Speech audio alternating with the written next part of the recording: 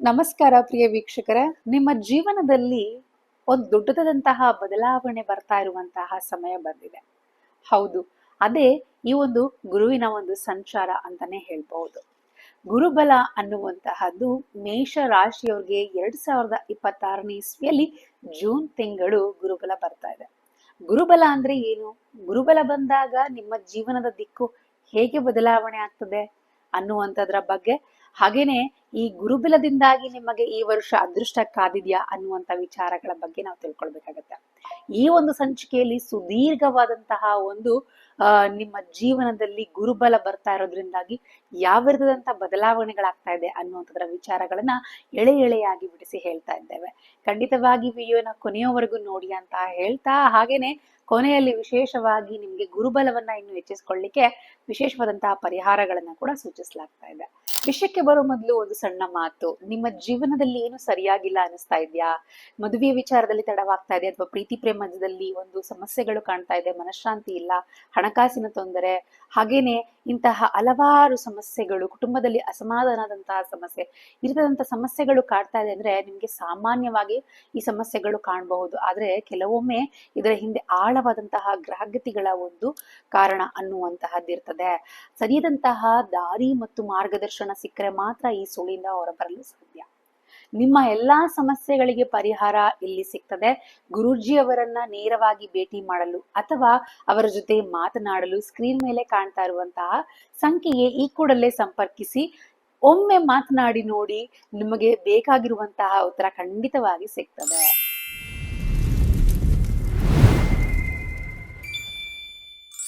ಇನ್ನು ಗುರುಗ್ರಹ ಒಂದು ರಾಶಿಯಿಂದ ಮತ್ತೊಂದು ರಾಶಿಗೆ ಸಂಚಾರ ಮಾಡ್ಲಿಕ್ಕೆ 12 ತಿಂಗಳು ತೆಗೆದುಕೊಳ್ತದೆ.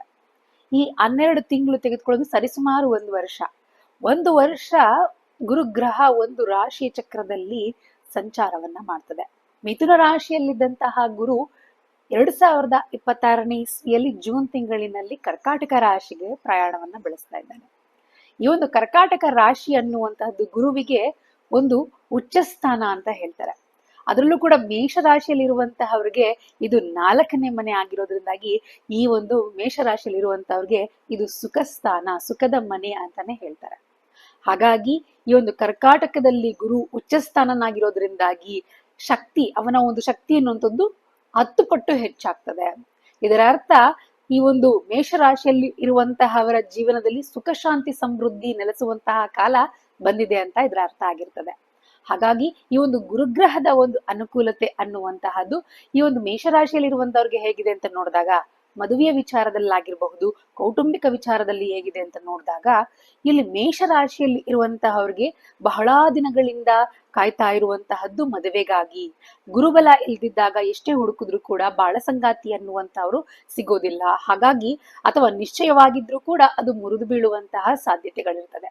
ಈಗ ಗುರುಬಲ ಇರೋದ್ರಿಂದಾಗಿ ಕಂಕಣ ಭಾಗ್ಯ ಅತಿ ಶೀಘ್ರವಾಗಿ ಕೂಡ ಬರ್ತಾ ಇದೆ ಮೇಷರಾಶಿಯಲ್ಲಿರುವಂತವ್ರಿಗೆ.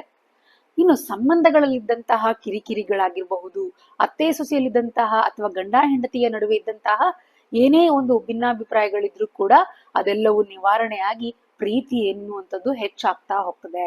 ಮನೆಯಲ್ಲಿ ಮಂಗಳ ಕಾರ್ಯಗಳು ನಡೆಯುವಂತಹ ಸುಸಂದರ್ಭ ಅನ್ನುವಂತಹದ್ದು ಈ ಮೂಲಕವಾಗಿ, ಗುರುವಿನ ಒಂದು ಸಂಚಾರದ ಮೂಲಕವಾಗಿ ಈ ಒಂದು ಮೇಷರಾಶಿಯಲ್ಲಿರುವಂತಹವರ ಒಂದು ಗುರು ಸಂಚಾರದ ಯೋಗ ಅಂತಾನೆ ಹೇಳಬಹುದು. ಇನ್ನು ಮೇಷರಾಶಿಯಲ್ಲಿರುವಂತವ್ರಿಗೆ ಅವರ ಒಂದು ಕೆರಿಯರ್ ವೈಸ್ ಆಗಿರ್ಬಹುದು, ಇನ್ನು ಆಸ್ತಿ ಪಾಸ್ತಿ ವಾಹನ ಯೋಗದ ಕುರಿತಾಗಿ ನೋಡುವಂತದ್ದಾದ್ರೆ, ಪ್ರತಿಯೊಬ್ಬರ ಕನಸು ಕೂಡ ಒಂದು ಸೈಟ್ ತಗೊಳ್ಬೇಕು, ಒಂದು ಆಸ್ತಿ ಮಾಡ್ಬೇಕು, ಅಥವಾ ಒಂದು ಮನೆ ಕಟ್ಟಬೇಕು, ಸ್ವಂತ ಮನೆ ನಮ್ಮದಾಗ್ಬೇಕು ಅನ್ನುವಂತ ಕನಸಿರ್ತದೆ. ಮೇಷರಾಶಿಯಲ್ಲಿರುವಂತವ್ರಿಗೆ 2026-27ನೇ ಸಾಲಿನಲ್ಲಿ ಗುರುವಿನ ಒಂದು ಸಂಚಾರ ಅನ್ನುವಂಥದ್ದು ಆಸ್ತಿ ಖರೀದಿ ಮಾಡುವಂತಹ ಯೋಗ ಬಹಳ ಬಲವಾಗಿರುವಂತಹದ್ದು. ಬ್ಯಾಂಕ್ ಬ್ಯಾಲೆನ್ಸ್ ಅನ್ನುವಂತಹದ್ದು ಹೆಚ್ಚಾಗ್ತಾ ಹೋಗ್ತದೆ. ಇನ್ನು ಯಾರಿಗೆ ಮನೆ ಕಟ್ಟುವಂತಹವ್ರು ಇರ್ತೀರಿ ಅಂತವ್ರಿಗೆ ಲೋನ್ ಸಿಗ್ತಾ ಇಲ್ಲ, ತೊಂದರೆಗಳನ್ನ ಅನುಭವಿಸ್ತಾ ಇದ್ದೀರಿ ಅಂತಹವ್ರಿಗೆ ಲೋನ್ ಸಿಗಲಿಕ್ಕೆ ಸುಗಮವಾದಂತಹ ಆದಿ ಅನ್ನುವಂಥದ್ದು ಸಿಗ್ತಾ ಹೋಗ್ತದೆ. ಹಾಗೇನೆ ಇನ್ನು ಮೇಷರಾಶಿಯಲ್ಲಿರುವಂತವ್ರು ವಾಹನ ಖರೀದಿ ಮಾಡಬೇಕು ಅಂತ ಯೋಚನೆ ಮಾಡ್ತಾ ಇದ್ರೆ ಖಂಡಿತವಾಗಿ ವಾಹನ ಖರೀದಿ ಮಾಡುವಂತಹ ಯೋಗ ಕೂಡ ನಿಮ್ಮ ಈ ಒಂದು ಗುರುವಿನ ಒಂದು ಸಂಚಾರದಿಂದಾಗಿ ನಿಮ್ಗೆ ಅನುಗ್ರಹವಾಗ್ತಾ ಇದೆ. ನಿಮ್ಮ ಆರ್ಥಿಕ ಸ್ಥಿತಿಗತಿ ಅನ್ನುವಂತಹದ್ದು ಈ ವರ್ಷ ಗಟ್ಟಿಗೊಳಿಸುವಂತಹ ಬಹಳ ಉತ್ತಮವಾದಂತಹ ಸಮಯ ಅಂತಾನೆ ಹೇಳಬಹುದು. ಇನ್ನ ಉದ್ಯೋಗದಲ್ಲಿರುವಂತಹವರು ಅಥವಾ ನೀವೇನಾದ್ರೂ ವಿದೇಶಕ್ಕೆ ಹೋಗಿ ಉದ್ಯೋಗ ಮಾಡ್ಬೇಕು ಅನ್ಕೊಳ್ಳುವಂತವ್ರು, ಈ ರೀತಿಯಾದಂತಹ ಕೆರಿಯರ್ ಗ್ರೋತ್ಗಾಗಿ ಯಾರು ಚಿಂತೆ ಮಾಡ್ತಾ ಇರ್ತೀರಿ ಅಂತವ್ರಿಗೆ ಹೇಗಿದೆ ಅಂತ ನೋಡಿದಾಗ, ಕೆಲಸದಲ್ಲಿ ನಿಮಗೆ ಸಲ್ಲಬೇಕಾದಂತಹ ಗೌರವ ಸಿಗ್ತಾ ಇಲ್ಲ ಅಂತ ಹೇಳಿ ಚಿಂತೆಗೆ ಒಳಗಾಗಿದ್ರೆ, ಈಗ ನೋಡಿ ಇದು ಒಳ್ಳೆಯ ಸಮಯ. ಗುರುವಿನ ಒಂದು ದೃಷ್ಟಿ ಅನ್ನುವಂಥದ್ದು 10ನೇ ಮನೆಯ ಮೇಲೆ ಬೀಳ್ತಾ ಇರೋದ್ರಿಂದಾಗಿ ಸರ್ಕಾರಿ ನೌಕರಿಯಲ್ಲಿರುವಂತಹವ್ರಿಗೆ ಪ್ರಮೋಷನ್ ಮತ್ತು ಇನ್ಕ್ರಿಮೆಂಟ್ ಸಿಗುವಂತಹ ಬಹಳ ಒಳ್ಳೆಯ ವರ್ಷ ಅಂತ ಹೇಳ್ಬಹುದು. ಇಷ್ಟಪಟ್ಟಂತಹ ಜಾಗಕ್ಕೆ ವರ್ಗಾವಣೆ ಆಗುವಂತಹ ಸಾಧ್ಯತೆಗಳು ಕೂಡ ಇದೆ. ಇನ್ನು IT ಜಾಬ್ ಅಲ್ಲಿ ಇರುವಂತವ್ರು ಅಥವಾ ಬೇರೆ ಕ್ಷೇತ್ರಗಳಲ್ಲಿ ಕೆಲಸ ಮಾಡುವಂತವ್ರಿಗೆ ಬಹಳ ವಿಶೇಷವಾಗಿ ವಿದೇಶಕ್ಕೆ ಹೋಗಿ ಕೆಲಸ ಮಾಡಬೇಕು ಅನ್ನುವಂಥವ್ರಿಗೂ ಕೂಡ ಅವರ ಪ್ರಯತ್ನ ಈ ಸಮಯದಲ್ಲಿ ವೀಸಾ ಪ್ರಕ್ರಿಯೆ ಕೂಡ ಸುಲಭವಾಗಿ ಸಂಪೂರ್ಣಗೊಂಡು ನೀವು ವಿದೇಶಕ್ಕೆ ಹೋಗಿ ಕೆಲಸ ಮಾಡುವಂತಹ ಯೋಗ ಕೂಡ ಒದಗಿ ಬರ್ತಾ ಇರುವಂತಹದ್ದು. ಇಷ್ಟೆಲ್ಲ ಅನುಕೂಲಗಳಿದೆ. ಆದ್ರೆ ಕೆಲವೊಂದು ವಿಚಾರಗಳಲ್ಲಿ ಮೇಷರಾಶಿಯವರು ಮೈ ಮರಿಬಾರ್ದು. ಆ ಕೆಲವೊಂದು ವಿಚಾರಗಳು ಯಾವ್ದಪ್ಪ, ನೀವು ಖಂಡಿತವಾಗಿ ಗಮನಿಸಬೇಕಾಗಿರುವಂತದ್ದು ಅನ್ನೋದಾದ್ರೆ, ಸಹಜವಾಗಿ ನೀವು ಆರೋಗ್ಯದ ವಿಚಾರದಲ್ಲಿ ದೀರ್ಘಕಾಲದ ಆರೋಗ್ಯ ಸಮಸ್ಯೆಗಳೇನಾದ್ರೂ ಇದ್ರೆ ನಿರ್ಲಕ್ಷ್ಯ ಮಾಡಬೇಡಿ, ಡಾಕ್ಟರ್ಗೆ ತೋರಿಸ್ಕೊಳ್ಳಿ. ಹೊಟ್ಟೆ ಅಥವಾ ಅಜೀರ್ಣ ಸಂಬಂಧಿತವಾದಂತಹ ಸಮಸ್ಯೆಗಳು ನಿಮ್ಮನ್ನ ಕಾಡ್ತದೆ. ಇನ್ನು ಹಣಕಾಸಿನ ವಿಚಾರದಲ್ಲಿ ಯಾರನ್ನೂ ಕೂಡ ನಂಬಿ ದೊಡ್ಡ ಮಟ್ಟದ ಒಂದು ಹಣಕಾಸಿನ ವ್ಯವಹಾರವನ್ನ ಅಥವಾ ಸಾಲವನ್ನ ನೀವು ಕೊಡೋಕೆ ಹೋಗ್ಬೇಡಿ.